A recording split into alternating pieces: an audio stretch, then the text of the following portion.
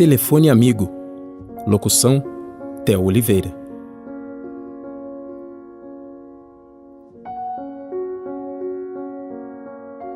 Quando eu era criança, meu pai comprou um dos primeiros telefones da vizinhança.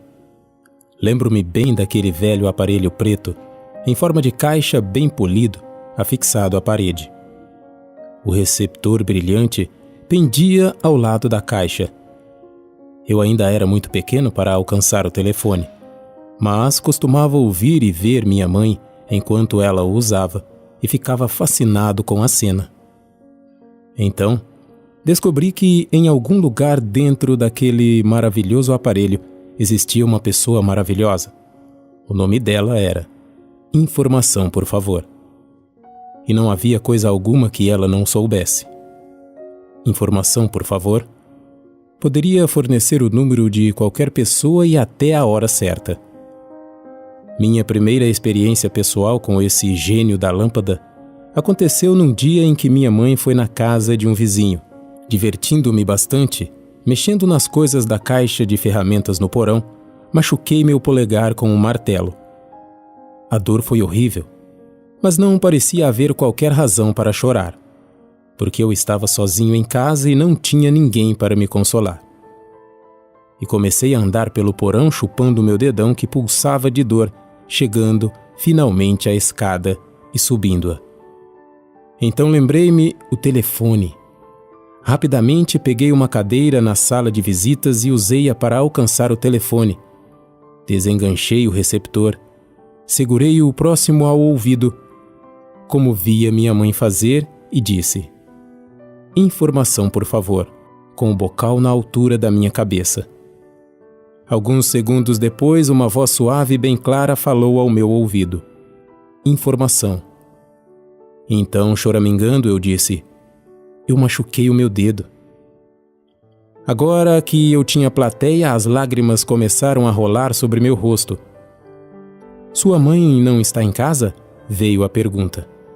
Ninguém está em casa a não ser eu, falei chorando. Você está sangrando? Ela perguntou. Não, eu respondi. Eu machuquei o meu dedão com um martelo e está doendo muito. Então a voz suave do outro lado falou: Você pode ir até a geladeira? Eu disse que sim, ela continuou com muita calma. Então pegue uma pedra de gelo e fique segurando firme sobre o dedo. E a coisa funcionou. Depois do ocorrido, eu chamava Informação, por favor, para qualquer coisa. Pedia ajuda nas tarefas de geografia da escola e ela me dizia onde Filadélfia se localizava no mapa. Ajudava-me nas tarefas de matemática. Ela me orientou sobre qual tipo de comida eu poderia dar ao filhote de esquilo que peguei no parque para criar como bichinho de estimação. Houve também o dia que Pete, nosso canário de estimação, morreu. Eu chamei Informação, por favor, e contei-lhe a triste história. Ela ouviu atentamente, então falou-me palavras de conforto que os adultos costumam dizer para consolar uma criança. Mas eu estava inconsolável naquele dia e perguntei-lhe: Por que é que os passarinhos cantam de maneira tão bela, dão tanta alegria com sua beleza para tantas famílias e terminam suas vidas como um monte de penas numa gaiola? Ela deve ter sentido minha profunda tristeza e preocupação pelo fato de haver dito calmamente: Pô, lembre-se sempre de que existem outros mundos onde se pode cantar. Não sei porquê, mas me senti bem melhor. Numa outra ocasião eu estava ao telefone. Informação, por favor. Informação, disse a já familiar e suave voz. Como se soletra a palavra consertar? Eu perguntei. Tudo isso aconteceu numa pequena cidade da costa oeste dos Estados Unidos. Quando eu estava com 9 anos, nos mudamos para Boston, na costa leste.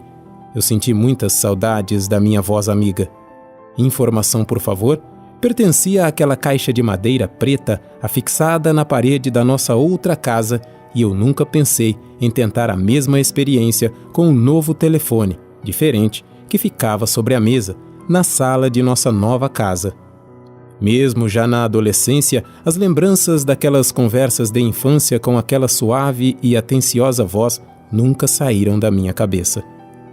Com certa frequência, em momentos de dúvidas e perplexidade, eu me lembrava daquele sentimento sereno de segurança que me era transmitido pela voz amiga que gastou tanto tempo com um simples menininho. Alguns anos mais tarde, quando eu viajava para a costa oeste a fim de iniciar meus estudos universitários, o avião pousou em Seattle, região onde eu morava quando era criança, para que eu pegasse um outro voo e seguisse viagem. Eu tinha cerca de meia hora até que o outro avião decolasse.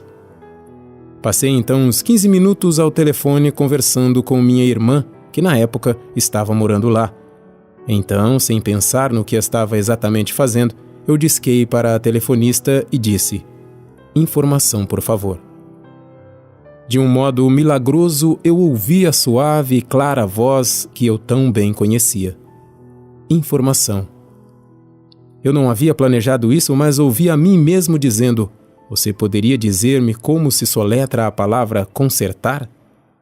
Houve uma longa pausa. Então ouvi a tão suave e atenciosa voz responder: "Espero que seu dedo já esteja bem sarado agora."